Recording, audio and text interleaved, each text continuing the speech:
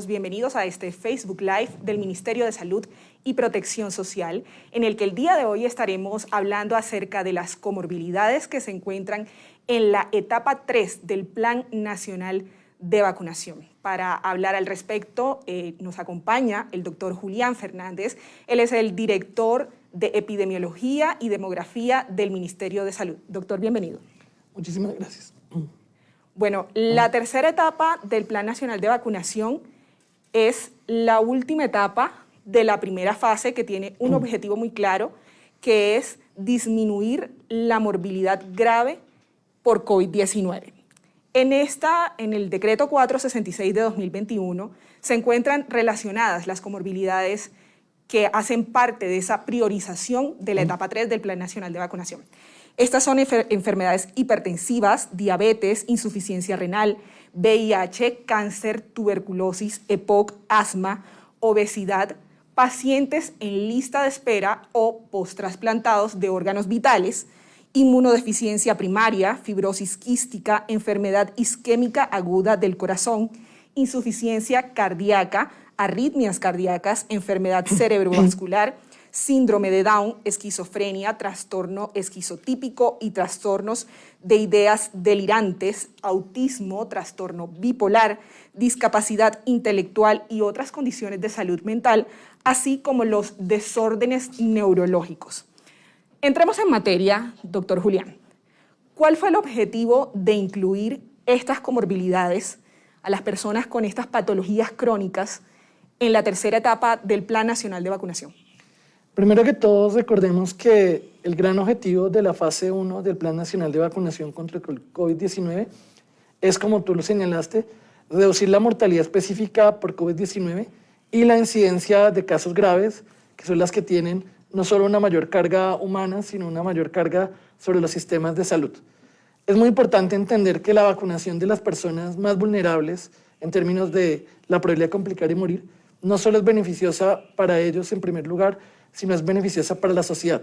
En la medida que se vacunan a las personas con mayor riesgo, se logra disminuir la probabilidad, la necesidad de imponer nuevas medidas de restricción y movilidad, se disminuyen los costos asociados al sistema de salud, se disminuyen los impactos económicos asociados a la ocupación hospitalaria y podemos avanzar de una manera progresiva en una apertura que no solamente es buena económicamente, sino también permite generar rápidamente la protección, por ejemplo, de los niños que puedan retornar a las escuelas, puede permitir también la recuperación del empleo para miles de personas. Entonces hay que entender que esto no es solamente algo desde una perspectiva individual, sino que estamos tratando de maximizar el beneficio colectivo, y ese beneficio colectivo se logra a través de vacunar a los más vulnerables.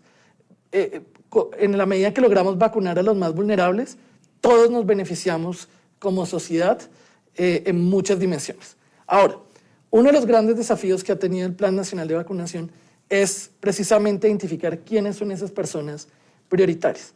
Y nosotros hemos querido imponer un criterio de riesgo epidemiológico. Desde esa medida, en la etapa 1 y la etapa 2, como todos sabemos, se priorizó a los mayores de 60 años, de mayores de 80 y de 60 y 79 respectivamente, al ser estos los que explican cerca del 70-75% de todas las muertes por COVID-19, y ya hemos comenzado a observar el impacto de esa priorización. Vacunando a las personas con mayor riesgo de complicar y morir es mucho más rápido que se obtienen reducciones de la mortalidad que si lo hiciéramos en población general. Si hubiéramos aplicado un criterio que no esté basado en el riesgo epidemiológico o ningún criterio, hubiéramos tardado muchísimo más tiempo en ver una reducción de la mortalidad y la incidencia de casos graves. Pero entonces, después de los mayores de 60 años, ya para contestar específicamente la pregunta, la población que tiene mayor riesgo es, por un lado, los de 50 a 59 años, que tienen una probabilidad de morir y complicar también importante con respecto a los adultos jóvenes o mucho más con respecto a los niños, pero también algunas personas con enfermedades crónicas. Yo quiero enfatizar, Gina, que nada genera, ningún factor de riesgo se asocia con mayor fuerza en este momento que la edad. Y además porque la edad no solamente es un indicador de la vulnerabilidad epidemiológica dado por la disminución de la capacidad funcional, sino que además está relacionado con la prevalencia de enfermedades crónicas. Entonces, lo que hicimos en etapa 1 y 2 fue implícitamente también una priorización por comorbilidades, dada la alta relación que hay entre comorbilidades y edad. Lo mismo en etapa 3 al incluir las personas de 50 a 59 años. Pero reconociendo que hay personas entre 16 a 59 años, 16 porque hasta ahora es donde tenemos aprobación en Colombia, aunque probablemente eso es una discusión que hay que dar con la nueva evidencia, pero incluyendo aquellas que, si bien su riesgo dado por edad es menor, esas comorbilidades le da un incremento de riesgo que es importante. Por eso hicimos un ejercicio de determinar cuáles eran las patologías crónicas que tenían un mayor riesgo de complicar o morir, de acuerdo a la evidencia científica, y fueron incluidas en el Plan Nacional de Vacunación, inicialmente a través del Decreto 109, y ahora con su modificación más reciente en el Decreto 466 de 2021. A propósito del Decreto 109, que fue el primero que reguló el Plan Nacional de Vacunación, teníamos una lista de comorbilidades menos extensa. ¿Cómo se actualizó ese listado? ¿Cuál fue el criterio para determinar X o Y enfermedad? Esto es importante aprovechar para aclararlo, porque desde la perspectiva individual, por supuesto que todas las personas quisieran que sus condiciones de salud estuvieran incluidas en la lista. Pero hay que entender que si incluyéramos todas las condiciones de salud sin ningún criterio de exigencia de evidencia, esto terminaría afectando la equidad de la llegada de la vacuna para millones de personas, dado que incluiríamos a muchísimas personas y esto afectaría el momento en que las personas deciden la vacuna. Entonces, la priorización es un ejercicio donde intentamos maximizar los beneficios colectivos.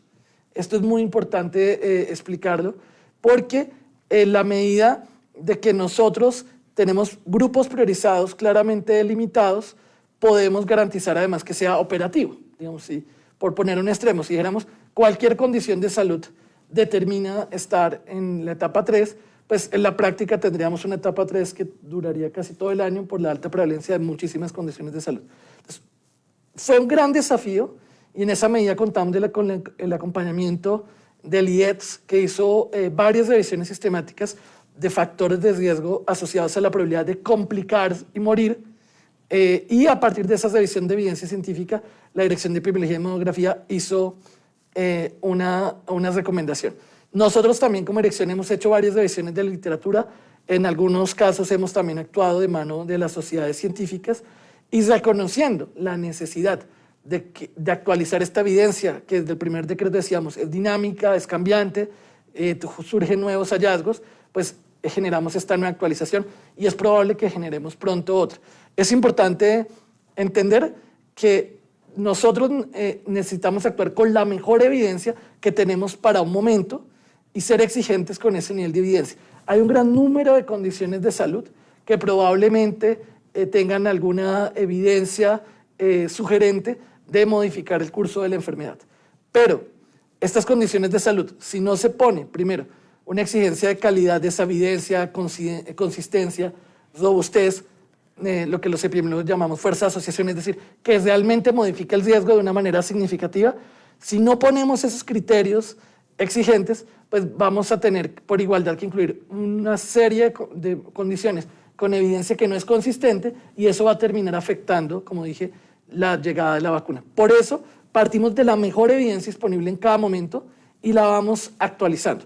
Solamente mencionar que además al priorizar por edad y al incluir a los de 50 a 59, estamos incluyendo a muchísimas personas con otras condiciones potenciales de salud y asimismo va a ser en etapa 4 con 40 a 49. Y no solamente terminamos incluyendo a muchas personas con comorbilidades, sino que se hace de manera mucho más rápida, porque definitivamente la priorización por edad es rápida, pero reconociendo que esas patologías crónicas son importantes, pues nosotros hicimos este ejercicio, como te digo, desde visión de literatura, a través de estudios de casos y controles, sobre todo estudios de cohortes, y con esa evidencia científica formulamos una recomendación. ¿Qué decirle a las personas que tienen otro tipo de comorbilidades? ¿Cómo explicarles de manera sencilla que tienen menos riesgo que las demás y por eso no están priorizadas? Lo primero que hay que decir es que todos tenemos derecho a la vacuna. Lo que cambia es el momento en donde la recibimos. Entonces, el Plan Nacional de Vacunación contra el COVID-19 no excluye a nadie, salvo aquellos grupos poblacionales donde la evidencia de eficacia y seguridad por ahora no es consistente. Y como les dije, es probable que eso cambie muy rápidamente, como es el caso de las mujeres embarazadas, que en el decreto 466 reconocemos que tienen una mayor probabilidad de complicar y morir, y que en el momento en que tengamos la autorización de su uso en mujeres gestantes, estamos de acuerdo en que sean priorizadas independiente de la etapa y de acuerdo a los lineamientos del ministerio. O como el caso de los niños niños adolescentes de 12 a 15 años. Pero haciendo esa salvedad, nadie está excluido del Plan Nacional de Vacunación. Nadie.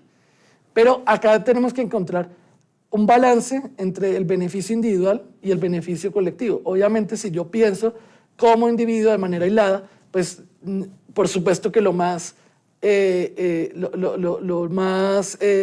razonable es querer ser vacunado ya y lo más pronto posible. Y eso sería el beneficio individual. Pero nosotros estamos tratando de maximizar el beneficio colectivo, reduciendo el impacto poblacional sobre el sistema de salud en términos de muertes, en términos de incidencia de casos graves. Y por ello tenemos que actuar con la mejor evidencia disponible. En un extremo yo te pondría, uno podría haber tenido un decreto en un único artículo, ¿sí?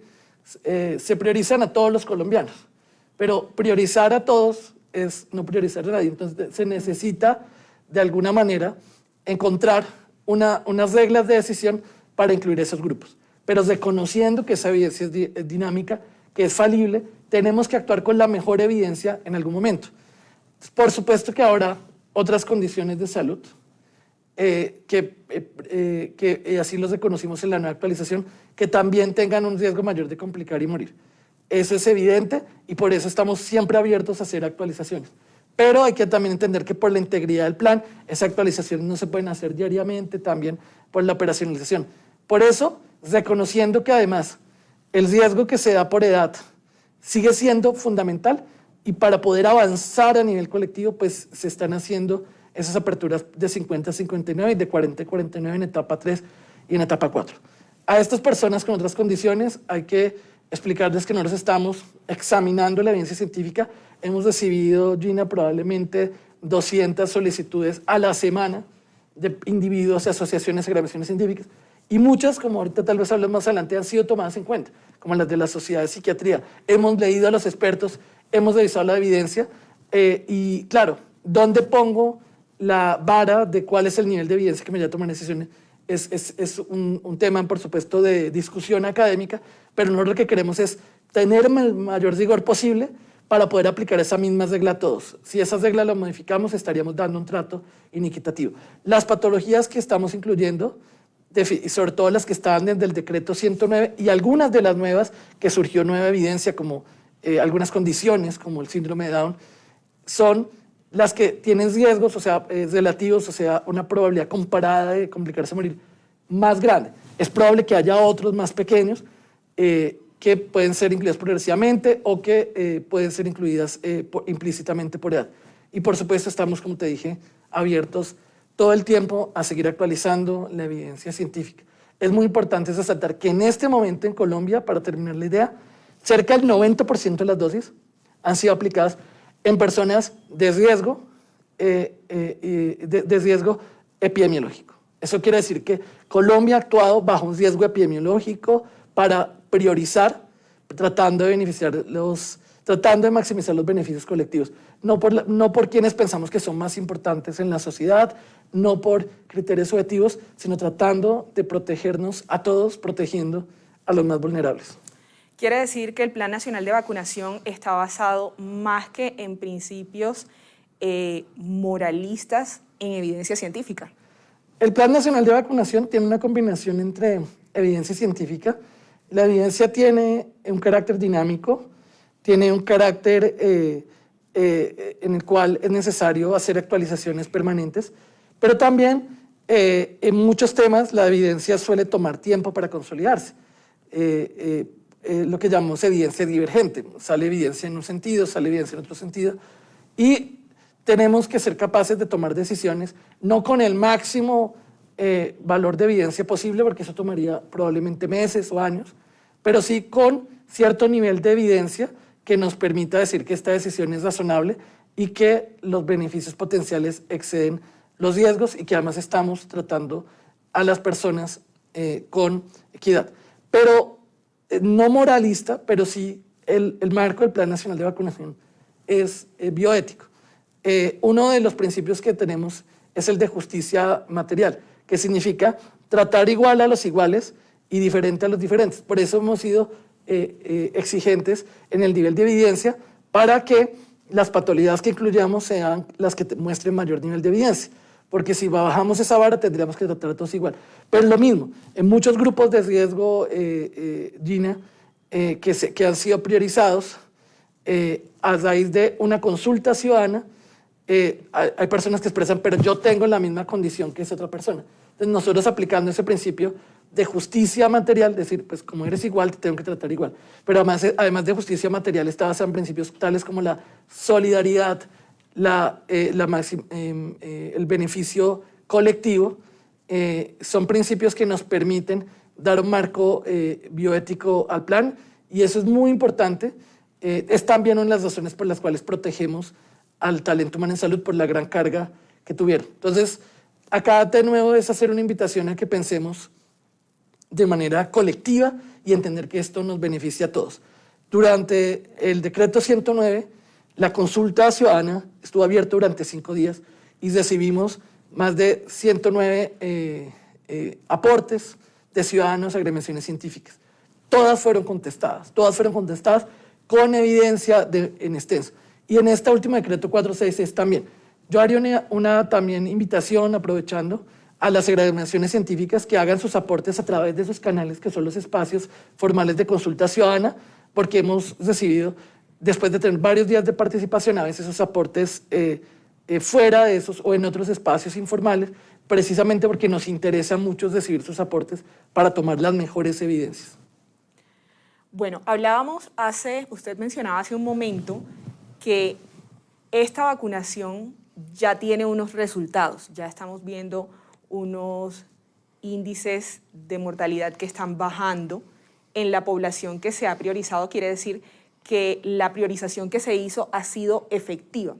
Las personas que tienen comorbilidades generalmente son personas mayores de 50 años y es la población que ya se encuentra vacunada o que está en ese proceso de inmunización.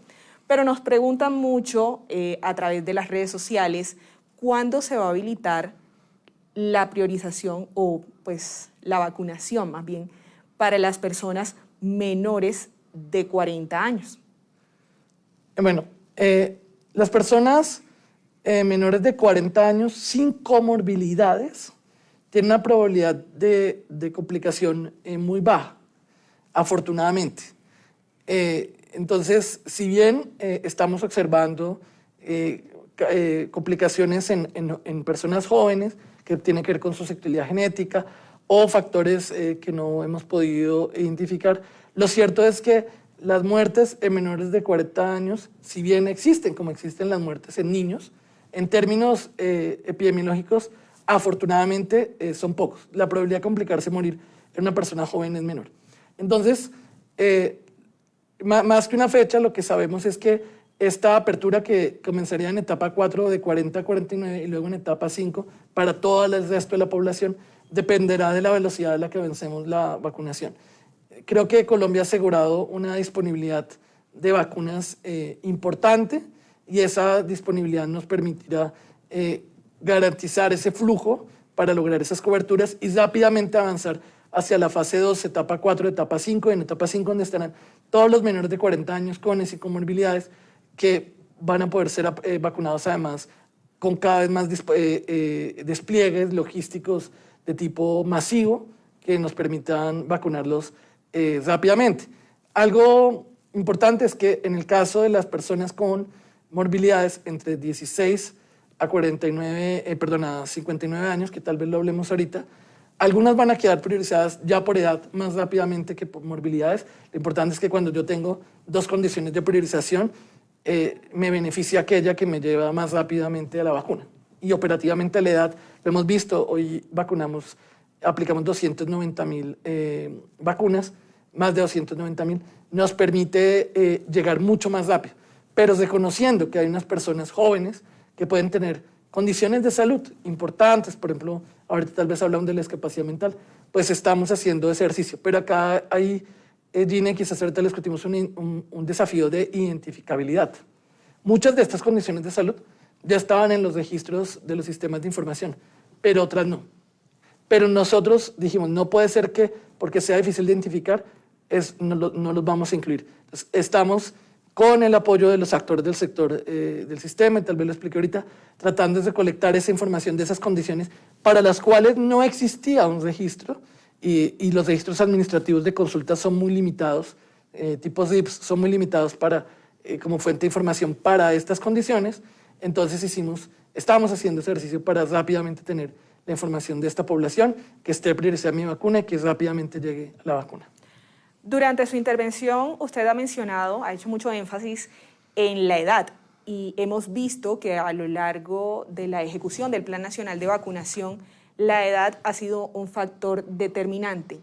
¿Qué relación existe entre la edad, las comorbilidades y un riesgo de complicación? Porque tengo una pregunta de David Ticora Calderón, que pregunta: personas con asma de 30 a 40 años, ¿cómo se priorizan y cuándo se priorizan? Y es una inquietud repetitiva, porque si bien las personas entienden que el plan ya está en su etapa 3 y que las personas con comorbilidades de 16 años en adelante están incluidas en esta etapa, están un poco ansiosos porque aún no aparecen todos en mi vacuna. Sí, bueno, lo primero es que las personas como David, las personas como David ya están priorizadas en la etapa 3. Todas las personas entre 16 a 59 años con las condiciones desde el decreto 109, tales como asma, ya se encuentran priorizadas. En este momento se está realizando, tuvimos la semana pasada una solicitud urgente a los aseguradores para que nos envíen la base actualizada, ahorita quizás profundizamos en eso, de las personas con asma y todas las demás condiciones, dado que estas no se encuentran en un registro y sería un error utilizar el registro de atenciones. Entonces rápidamente vamos a tener esa base de datos actualizada. Pero hay que entender dos cosas. Lo primero es, nada genera mayor riesgo de complicarse y morir como la edad. Las personas mayores de 80 años tienen miles de veces mayor probabilidad de complicarse y morir de hospitalización que los niños. Y las personas entre 60 y 79, cientos de veces mayor probabilidad. Los de 50 a 59, unas decenas de veces, según el desenlace que estamos mirando. Esta vulnerabilidad por la edad, como decía, se da tanto por la disminución de la capacidad funcional, por razones fisiológicas que ya se están comenzando a entender sobre cómo el virus afecta sistemáticamente, razones inmunológicas que hacen que, a diferencia de los niños, los adultos mayores respondan de una manera distinta y eso genere complicaciones, además de su reserva funcional. Pero también por condiciones de salud, como las que se han identificado, y otras condiciones de salud. Afortunadamente, para la priorización, hay una relación con la mayoría de patologías crónicas, no con todas, en donde a mayor edad su prevalencia aumenta. Hay algunas excepciones, pero es el caso de buena parte de las patologías crónicas. Entonces, al priorizar por edad, estábamos implícitamente priorizando por enfermedades crónicas. Pero hay una gran ventaja, y es que la priorización por edad tiene mayor capacidad operativa porque nos permite vacunar más rápidamente, pero además nos permite un acceso más fácil, porque ya no está determinado por certificar la enfermedad, sino está determinado solamente por la edad. Y si bien hay errores de medición para edad, afortunadamente son muy pequeños, pues digamos la priorización por edad, el 99,99% de las personas lo logran con su cédula de ciudadanía o con su PEP, en el caso de los migrantes regulares. Entonces la priorización por edad es de fácil acceso, garantiza el acceso a la vacuna, pero además es equitativa, porque hay personas que tienen menos acceso al diagnóstico. Al priorizar por edad, estamos incluyendo personas que tienen diagnósticos y otras que tienen unas condiciones de salud, pero que no han sido diagnosticadas. Entonces nos permite llegar a todas las personas independiente del acceso efectivo. Para terminar, la etapa 3 es una etapa en la cual se tienen más de 9 millones de personas. Y por eso hay que entender que además de los desafíos de información, si bien la etapa 3 ya priorizó estos grupos, es necesario entender que hay una gradualidad que se arma muy rápidamente. Hemos dado énfasis a los de 50 a 59 años, no solo por criterios operativos, sino porque de verdad tiene mayor riesgo epidemiológico. Hemos dado énfasis a las de la cuenta de alto costo porque ya estaban identificados, pero además porque esas patologías que están en la cuenta de alto costo, como cáncer, como VIH, como hipertensión, como diabetes, son algunas de las que han mostrado riesgos relativos cercanos a 2.5, o sea, veces más probable morir si se tiene esa enfermedad que si no se tiene.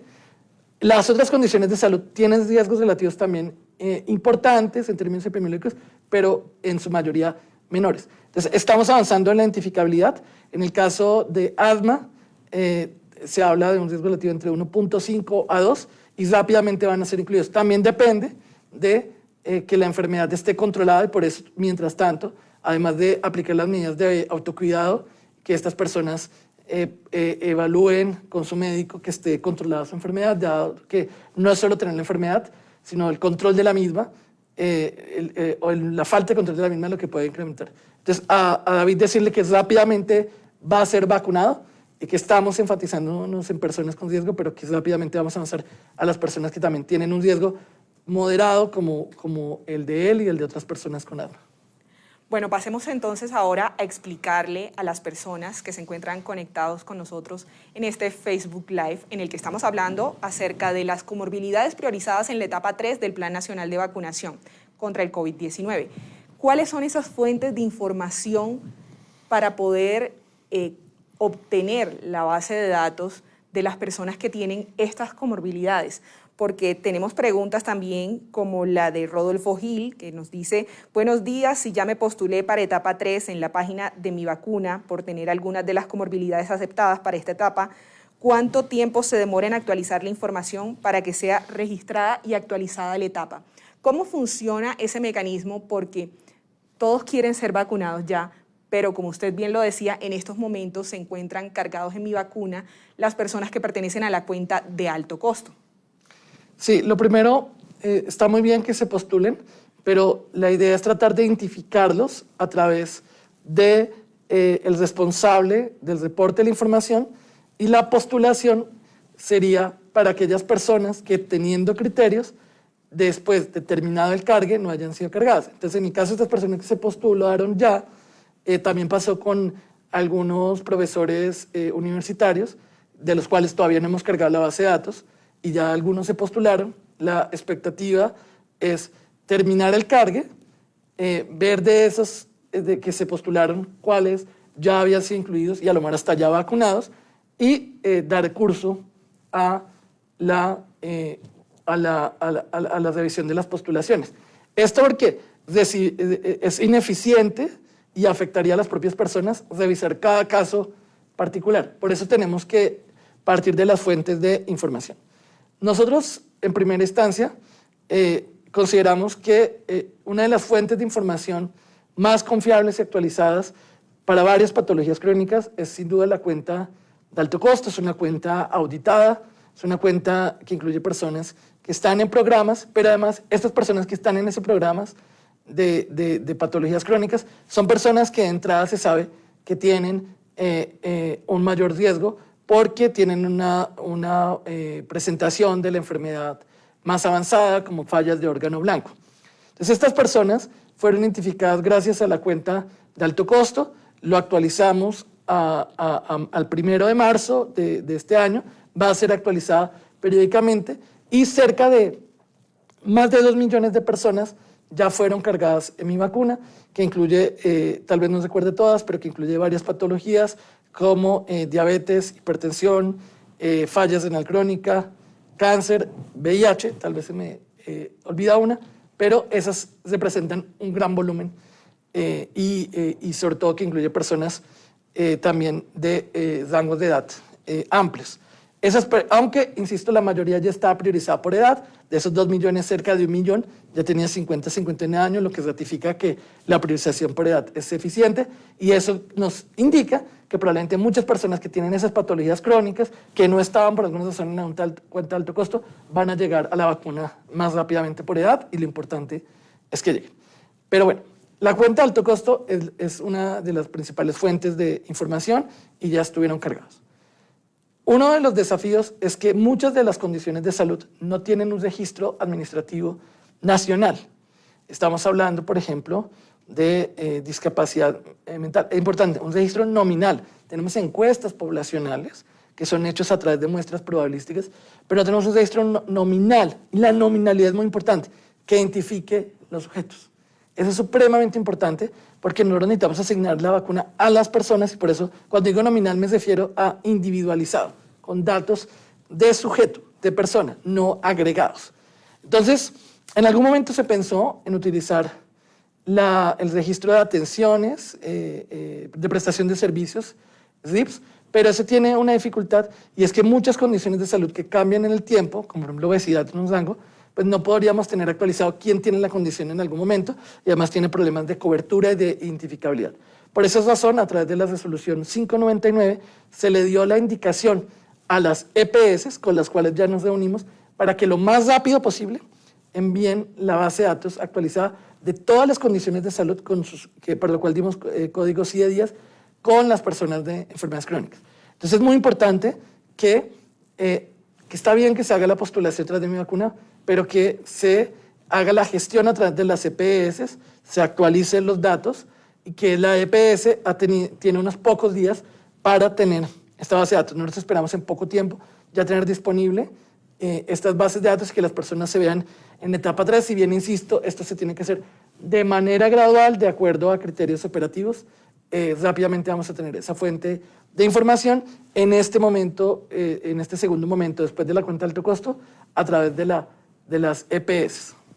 ¿Y cómo hacen las personas que tienen comorbilidades, pero de pronto se han tratado de manera particular y no a través de su EPS? Porque esa es una inquietud que nos presenta Nena Hermosa. Dice que un familiar fue diagnosticado con hipertensión hace 2 años por un cardiólogo particular y que desde entonces ha tenido tratamiento de esa manera. En la EPS no le hacen seguimiento y control a su comorbilidad. Que ¿cómo hace para que lo agenden y lo prioricen? Lo que necesitamos es que esté identificado por el médico asignado por la EPS. Lo que necesitamos es que tenga un diagnóstico en su historia clínica, independiente de que el control lo haga a través de la consulta privada, independiente de cómo de quién está gestionando el riesgo, que por supuesto debería ser la EPS.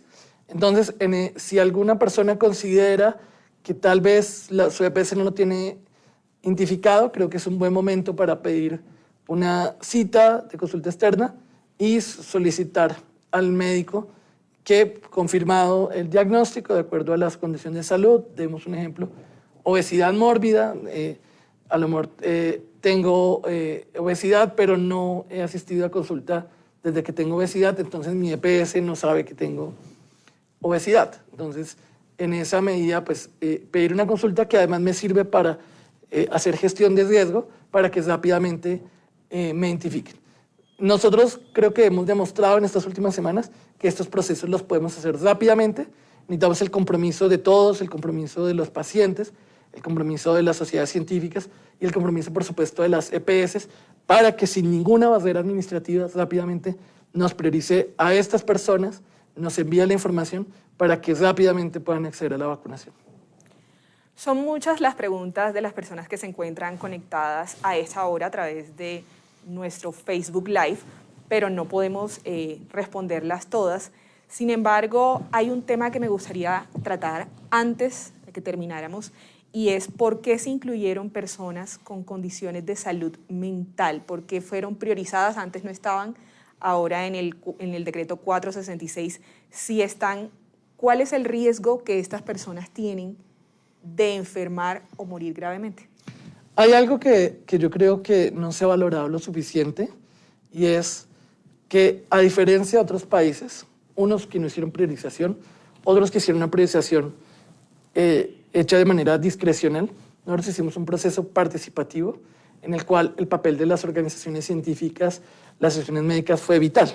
Y por eso reitero, Gina, invitar a utilizar esos espacios formales a través de los cuales ellos pueden enviar sus recomendaciones. En el caso concreto del decreto 466, inicialmente no estaban incluidas en el decreto anterior, pero como parte del proceso participativo, la Sociedad Colombiana de Psiquiatría, pero también varios grupos de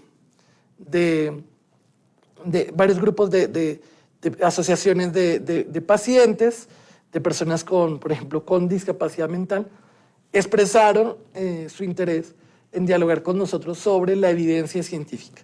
Nosotros siempre dimos, por supuesto, estamos siempre analizando la evidencia científica, y en esa medida, teniendo en cuenta que la etapa 3 incluye personas con riesgo moderado de complicar y morir, pero también con un riesgo moderado a la exposición, una exposición mayor que la exposición promedio, hicimos una revisión de tema, de literatura, identificamos que, por ejemplo, las personas con trastorno bipolar, particularmente cuando tienen episodios maníacos, también las personas con esquizofrenia, tienen dificultades para guardar el distanciamiento físico. Y hemos encontrado brotes y conglomerados en centros de salud mental, y los psiquiatras colombianos asimismo nos lo confirmaban con sus propios datos. Y que también esas personas con esas condiciones, si bien per se no tienen biológicamente una mayor probabilidad de complicar y morir, aparentemente algunos de ellos pueden tardar más en consultar, menos en percibir los síntomas, y por eso en el caso de algunas patologías o condiciones de salud mental podrían tener un mayor riesgo de complicarse y morir. En la propuesta que nosotros le dimos a los ciudadanos ya está incluido síndrome de Down como condición de salud, porque aunque en el decreto 109, cuando sacamos ese decreto, todavía la evidencia era muy débil, en las semanas siguientes comenzaron a aumentar los estudios que mostraban de manera consistente, por varias razones asociadas al síndrome, patologías cardiovasculares, que estas personas con síndrome de Down tienen una probabilidad de complicarse y morir importante, por eso fueron incluidos. Pero en el marco de este diálogo salió el tema de la discapacidad mental. Es importante decir que la discapacidad es una serie de condiciones y no todas las condiciones de discapacidad afectan el riesgo de complicar y morir. Todas las personas tienen que ser incluidas, incluyendo las personas con discapacidad de cualquier tipo, y por eso el enfoque diferencial es transversal al plan, pero para la priorización importa aquellas condiciones que modifiquen el riesgo de complicar y morir. Entonces, por ejemplo, una persona que tiene una discapacidad visual tiene que ser incluida con un enfoque diferencial, pero esa discapacidad visual per se no le modifica el riesgo de complicar y morir. Pero en el caso particular de la discapacidad mental, lo que comenzamos a encontrar al revisar la literatura, y en la cual las asociaciones de pacientes nos acompañaron mucho, es que en efecto estas personas, sobre todo que tienen una condición que requiere cierta dependencia funcional, tienen también dificultades para ejercer el autocuidado. Y además, muchas de esas condiciones de salud mental de discapacidad intelectual están asociadas a condiciones y morbilidades subyacentes de tipo neurológico que sí pueden biológicamente tener algún impacto sobre la probabilidad de complicar y morir. Entonces, reconociendo esa necesidad, se dio este paso. Yo creo también hacer un llamado a todas las agrupaciones científicas a que esta discusión la tenemos que hacer con responsabilidad, y por eso seguimos examinando la evidencia. Hay evidencia todos los días, y conforme esa evidencia sea consistente, pues este listado va a seguir siendo incluido. Pero es importante decir, todos estamos incluidos en el plan. La inclusión de las personas en toda su diversidad está considerada en el enfoque diferencial, pero la priorización se enfoca en aquellos con mayor riesgo de complicarse y morir. ¿Para qué? Para maximizar los beneficios colectivos y para proteger a los más vulnerables. Como dije, protegiendo a los más vulnerables, nos protegemos a todos. Quiere decir entonces que los dos factores determinantes son, para las personas con condiciones de salud mental, uno, que su situación física, su condición física, sí lo pone en riesgo, y la otra, que esa misma condición puede que haga que no tenga una adherencia de las medidas de autocuidado y los protocolos de bioseguridad, incluso de una posterior recuperación, ¿cierto? De acuerdo. Sí, el riesgo, digamos, biológico, eso depende de la causa subyacente a la discapacidad intelectual. La discapacidad intelectual puede ser resultado de varios síndromes y esos no era fácil incluirlos todos, pero muchos de esos se asocian a comorbilidades concurrentes como patologías cardiovasculares que per se generan mayor riesgo de complicar y morir. No es el caso de todas las formas de discapacidad intelectual. En otros casos, lo que estamos hablando es una mayor dificultad para adherirse, como tú dices, a las medidas, no necesariamente por un mayor riesgo de complicarse y morir, pero también para gestionar su propio riesgo, adicionando un efecto importante, que es también el efecto sobre la carga para el cuidador. Y nosotros, reconociendo eso desde una perspectiva bioética, incluimos además en la etapa 3 al cuidador de los adultos mayores, pero también al cuidador de estas personas con discapacidad mental, porque creemos que es justo proteger también al cuidador por la carga que el cuidado representa y el riesgo que representa, y que protegiendo al cuidador protegemos también a la persona. Importante resaltar que ese cuidador debe estar certificado ante la EPS, ¿cierto, doctor? Sí, acá hay que entender algo, y es, nosotros entendemos que la necesidad de identificar nos impone un proceso de certificación. Hemos tratado de hacer todo lo posible para que sea lo más ágil, pero de no tener una manera de certificar eso, correríamos el riesgo de vacunar personas que no cumplen realmente esas condiciones.